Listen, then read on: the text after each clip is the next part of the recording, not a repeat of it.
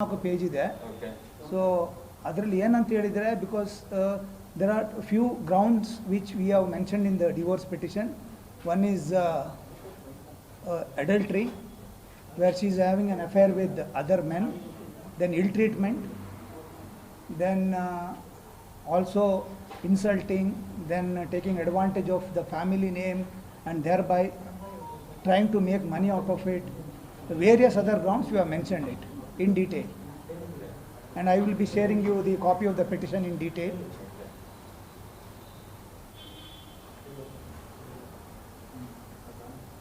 Sir, ಈಗ ಈ ಸದ್ಯಕ್ಕೆ ಕೋರ್ಟಲ್ಲಿ ಯಾವ ಪ್ರೊಸೀಡಿಂಗ್ಸ್ ಆಗಿದೆ, ಮುಂದೆ ಈ ಅರ್ಜಿ ಅಂದ್ರೆ ಪ್ರೊಸೀಡಿಂಗ್ಸ್ ನಡೀತಾ ಹೋಗುತ್ತೆ. ಸೊ ಈಗ ಅವ್ರಿಗೆ ಅರ್ಜಿ ನೀವು ನೋಟಿಸ್ ಹೋಗಿದೆ ಕೋರ್ಟಿಂದ ಅನ್ನುವಂಥದ್ದು ನಮ್ಗಿರೋ ಮಾಹಿತಿ. ಅವ್ರು ನಮ್ಗಿನ್ನ ನೋಟಿಸ್ ಸಿಕ್ಕಿಲ್ಲ ಅನ್ನುವಂಥದ್ದು. ನೋಟಿಸ್ ಸಿಕ್ಕ ನಂತರ what procedure will be go? Notice ಇವತ್ತು ಇಶ್ಯೂ ಆಗಿದೆ. Because she will get it, I think, in another 1 or 2 weeks from the court once it is issued. There are various procedures involved so far as the case is concerned. ಏನಂತ ಹೇಳಿದರೆ, divorce petition file ಮಾಡೋ ಮುಂಚೆ we have issued a legal notice, and we have mention in the legal notice for the ground which you are asking for a divorce. Because fact is that ಅವರ ಮದುವೆ 2018 ಆಗಿತ್ತು. Then there is a huge age difference between two of them. When during the time of marriage, I think there are 4 or 5 years difference between them, and trying to take advantage of her degree or her education, she tried to take control over the family, which initially my client or Guru was unable to understand about that. Then which finally ultimately she induced him to invest in so many businesses. Finally all that such businesses were end up in what I can say loss. Then she wanted to do her IAS, where he financed her to go there and do IAS and all that, and she did not do. ಅಲ್ಲಿ IAS ಅಂತ ಮಾಡೋಕ್ಕೆ ಹೋದರು. IAS ಮಾಡ್ಲಿಕ್ಕೆ ಹೋಗಿ ಅಲ್ಲಿ 1-2 ದಿವಸ ಕ್ಲಾಸ್ಗೆ ಹೋದರು. ನಂತರ ಡೆಲ್ಲಿಗೆ ಹೋದರು. 2 ದಿವಸ ಕ್ಲಾಸಿಗೆ ಹೋಗಿ ಮತ್ತೆ ಕ್ಲಾಸಿಗೇನೂ ಹೋಗಿಲ್ಲ. ನಂತರ ಒಂದು ಬಿಸ್ನೆಸ್ ಮಾಡೋಕ್ಕೇನೋ ಇದು ಮಾಡಿದರು, ಬಿಸ್ನೆಸ್ ಕೂಡ ಇದಾಗಿಲ್ಲ. ಸೊ ಅದಾದ ನಂತರ ಪುನಃ ಇಲ್ಲಿ ಬಂದು ಇನ್ಸಲ್ಟ್ ಮಾಡೋಕ್ಕೆ ಶುರು ಮಾಡಿದರು. ನಮ್ಮದು ಗುರು ಹತ್ರ ಜಗಳ ಮಾಡೋದು.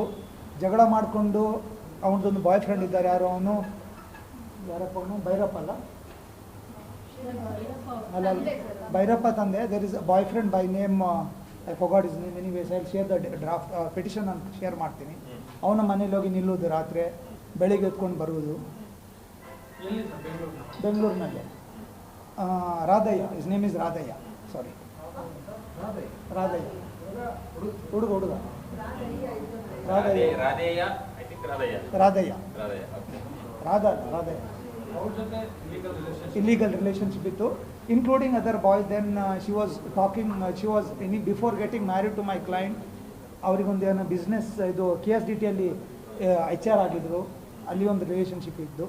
ಬಿಕಾಸ್ ಆಲ್ ದೀಸ್ ಈವೆಂಟ್ಸ್ ಏನೇನೋ ಇದೆಯಾ, because it was culminated finally ಹೇಟ್ರೆಡ್ನೆಸ್, ಆ್ಯಂಡ್ ಎಂಡ್ ಆಫ್ ಇಟ್ ನಾವು ಡಿವೋರ್ಸ್ಗೆ ಅಪ್ಲೈ ಮಾಡಿದ್ವಿ. ಸರ್, ಈಗ ಒಂದು ಮಹಿಳೆ ಮೇಲೆ ಬೇರೆ ರಿಲೇಶನ್ಶಿಪ್ ಇತ್ತು ಅನ್ನೋದನ್ನ ಹೇಳ್ತಾ ಇದ್ದಾರೆ. ಹೌದು. ಅರ್ಜಿಲಿ ಎವಿಡೆನ್ಸ್ಗಳೇ ಇದೆಯಾ?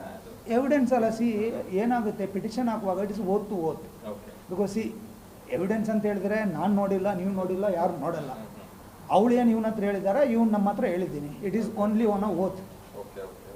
And also I don't know what evidence my client is going to do. ಮದುವೆ ಆದ ಹೇಳಿದ್ದಾಳೆ, she has admitted it. ನಾವು ನೋಟಿಸ್ ಇಶ್ಯೂ ಮಾಡಿದ್ದೀವಿ. ನೋಟಿಸಲ್ಲಿ ಏನು ಡಿನೈ ಮಾಡಿಲ್ಲ ಅವಳು. There is no denial, and you are narrated everything in detail. ನಮ್ಮ ಪಿಟಿಷನ್ ಏನು ಹಾಕಿದ್ದೀವಿ ಅದರಲ್ಲಿ ಡೀಟೇಲ್ ಆಗಿ ನಾವು ನರೇಟ್ ಮಾಡಿದ್ದೀವಿ.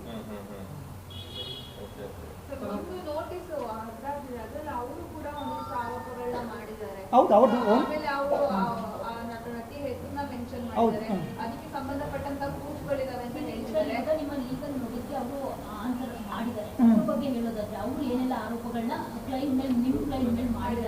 ಅಲ್ಲಿ ನನ್ನ ಕ್ಲೈಂಟ್ ಮೇಲೆ ನಮ್ಮ ನೋಟಿಸ್ ನಾನು ಏನು ಕಳಿಸಿದ್ದೀನಿ ಅದು ಡಿನೈ ಮಾಡಿದ್ದಾರೆ.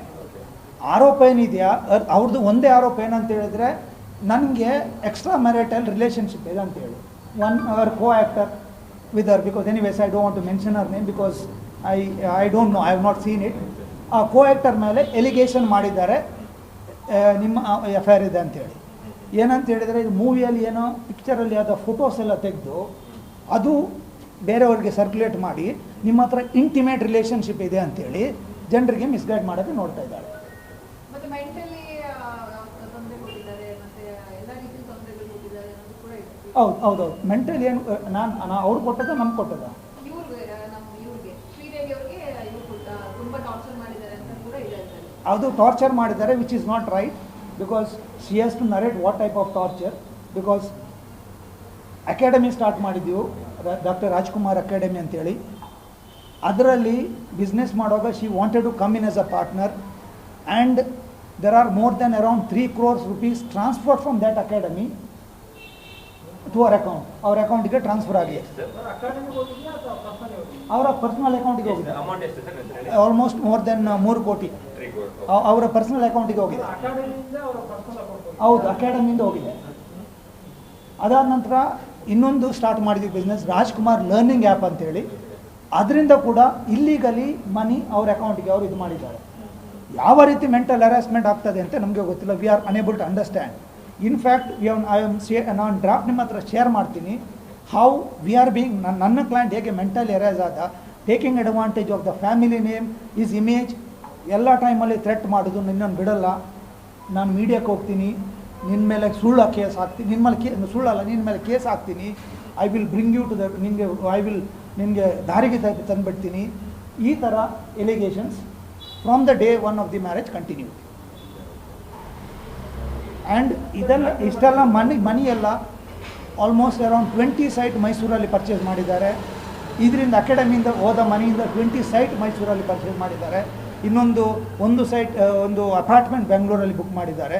ಎಲ್ಲ ಅಕಾಡೆಮಿದು ಮನೆ. ಇವಾಗ US ಗೆ ನನ್ನೊಟ್ಟಿಗೆ ಒಳ್ಳೆ ರಿಲೇಷನ್ ಇದ್ದರೆ ನನ್ನನ್ನು ಬಿಟ್ಟು US ಗೆ ಹೋಗ್ತಾ ಇರಲಿಲ್ಲ ಅವಳು.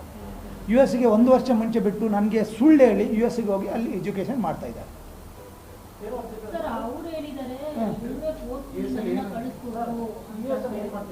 ಅವಳು ಮಾಸ್ಟರ್ಸ್ ಮಾಡ್ತಾ ಇದ್ದಾರೆ, masters in business. She is N MBA. MBA ಅಲ್ಲಿ ಸಮ್ ಮಾಸ್ಟರ್ಸ್ ಇನ್ ಎಜುಕೇಷನ್ ಅಂತ ಏನೋ ಮಾಡ್ತಾ ಇದ್ದಾರೆ. ಬೆಂಗಳೂರಲ್ಲಿ ಅಪಾರ್ಟ್ಮೆಂಟ್ ಖರೀದಿ ಮಾಡಿ, ಒಂದು ಅಪಾರ್ಟ್ಮೆಂಟ್ ಖರೀದಿ ಮಾಡಿದ್ದಾರೆ. ಒಂದು ಬೆಂಗಳೂರಲ್ಲಿ ಅಪಾರ್ಟ್ಮೆಂಟ್, ಮೈಸೂರಲ್ಲಿ ಒಂದು 20 ಸೈಟ್ಸ್. 20 ಸೈಟ್ಸ್ ಲೇಔಟ್ ಅದು ಗೊತ್ತಿಲ್ಲ ನನಗೆ, ಮಾಡಿರ್ಲಿಕ್ಕೂ ಸಾಕು. ಬಿಕಾಸ್ ಇಲ್ಲಿಂದ ಆಗುವಾಗ ಫ್ಯಾಮಿಲಿಯಲ್ಲಿ ಅಟ್ಲೀಸ್ಟ್ ಅವ್ರನ್ನೇನಾದ್ರು ಕರೆದು ಮಾತುಕತೆ ಮಾಡಿ ಅಥವಾ ಸರಿಯಾಗಿ ಹೋಗಿ ಅನ್ನುವಂಥದ್ದು ಒಂದು ರಾಜಿ ಥರದ್ದು ಏನಾದರೂ ಆಗಿತ್ತಾ ಈ ಮೊದಲು? ಅಲ್ಲ, ಮಾತುಕತೆ ಏನಂತ ಹೇಳಿದರೆ she was not willing for any talk. Because ಅದಕ್ಕಿಂತ ಮುಂಚೆ ಏನಂತ ಹೇಳಿದರೆ ಅವಳು ಅಕಾಡೆಮಿ ಬಿಟ್ಟು ಹೋಗುವಾಗಲೂ she said I am not going to come with you, I am not going to stay with you. ನಮ್ಮ ಗುರು ಇನ್ಸಿಸ್ಟಿಂಗ್ ಫಾರ್ ಅ ಫ್ಯಾಮಿಲಿ. ಆ ಟೈಮಲ್ಲಿ ಏನು ಹೇಳ್ತಾಳೆ, ನನಗೆ ಮನಸ್ಸಿಲ್ಲ ನಿನ್ನ ಹತ್ರ ಫ್ಯಾಮಿಲಿ ಮಾಡೋಕ್ಕೆ ಅಂತ ಹೇಳ್ತಾಳೆ. US ಗೆ ಹೋದ ನಂತರ ತುಂಬ ಡಿಸ್ಕಷನ್ ಆಗ್ತಾ ಇರುತ್ತೆ ಇವ್ರ ಮುಂಚೆ. ಅವಳೇನು ಹೇಳ್ತಾಳೆ, ನೀನು US ಗೆ ಬಂದು ಸೆಟ್ಲಾಗು, ನಾನು ನನ್ನ ಮಕ್ಕಳಿಗೆ ಕರ್ನಾಟಕದಲ್ಲಿ ಬೇಡ, US ಅಲ್ಲಿ ಮಾತ್ರ ಅಂತೇಳಿ US ಗೆ ಫೋರ್ಸ್ ಮಾಡ್ತಾಳೆ. ನನ್ನ ಕ್ಲೈಂಟ್ ಹೇಳ್ತಾರೆ, ನಂದು ಕೆರಿಯರ್ ಇಲ್ಲಿದೆ, ನಾನು ಫಿಲ್ಮಲ್ಲಿ ಆ್ಯಕ್ಟ್ ಮಾಡ್ತಾ ಇದ್ದೀನಿ, ನನಗೆ ಅಲ್ಲಿ ಬರೋಕ್ಕಾಗಲ್ಲ ಅಂತೇಳಿ. ಅದಕ್ಕೆ ಏನು ಹೇಳ್ತಾಳೆ, ನೀನು ಬರೋದಿದ್ರೆ ತೊಂದರೆ ಇಲ್ಲ, ನಾನು ನನ್ನ ಬಾಯ್ ಫ್ರೆಂಡ್ ರಾಧಾನಿಂದ ಸ್ಪರ್ಮ್ ಡೊನೇಟ್ ತಗೊಳ್ತೀನಿ, ಅದರ ಮೇಲೆ ನಾನು IVF ಅಲ್ಲಿ ನಾನು ಚೈಲ್ಡ್ ಮಾಡಿಕೊಂಡು ನಾನು ಸಂಸಾರ ನಡೆಸ್ಕೊಳ್ತೀನಿ, ನೀನು ಬೇಡ ಅಂತೇಳಿ. These are all mental cruelty, these are all humiliation which I suffered. ನಮ್ಮ ಕ್ಲೈಂಟ್ ಏನೋ ಸಫರ್ ಆಗಿದ್ದಾನೆ. ನಾನು ಡ್ರಾಫ್ಟ್ ಶೇರ್ ಮಾಡ್ತೀನಿ, everything we are narrated there, black and white, everything is there. ಯಾರ ರಾಧಾ ಅನ್ನೋ ಮದುವೆ ಮುಂಚೆನೂ ಬಾಯ್ ಫ್ರೆಂಡ್, ಮದುವೆ ಮುಂಚೆನೂ ಅವನು ಬಾಯ್ ಫ್ರೆಂಡ್ ಆಗಿದ್ದ. ಆ ರಾಧಾ ಜೊತೆ ಏನಂತ ಹೇಳಿದರೆ ಇವರು ಎಲ್ಲ ಪಿಕ್ನಿಕ್ ಎಲ್ಲ ಹೋಗುವಾಗ she use to insist Radha ಕೂಡ ಬರಬೇಕಂತೇಳಿ ನಮ್ಮೊಟ್ಟಿಗೆ. ರಾಧಾ ಬಂದರೆ ಮಾತ್ರ ಬರ್ತೀನಿ ಅಂತ. ರಾಧಾ ಬರದಿದ್ದರೆ ಇದು ಮಾಡೋದು, ಫೋರ್ಸ್ ಮಾಡೋದು ಅವನನ್ನು ಕರೀಲಿಕ್ಕೆ. ಅವನು ಬಂದ ನಂತರ ಏನು ಮಾಡೋದು ಅಂತ ಹೇಳಿದರೆ, ಬೆಳಿಗ್ಗೆ ಇಬ್ಬರು ನಮ್ಮ ಗುರು ಮತ್ತು ಇವಳು ಶ್ರೀದೇವಿ ಮನೆ ರೂಮಲ್ಲಿದ್ದರೆ ಅವನು ಹೇಳುವ ಮುಂಚೆ ಅವನು ಮತ್ತು Radhayya used to go for a walk. ಎಲ್ಲಿಯಾದರೂ ಊಟ ಮಾಡುವಾಗ she use to never sit, ನನ್ನ ಗುರು ನನ್ನ ಬಿಸೈಡ್ಸ್ ಅವರು she is never is to sit.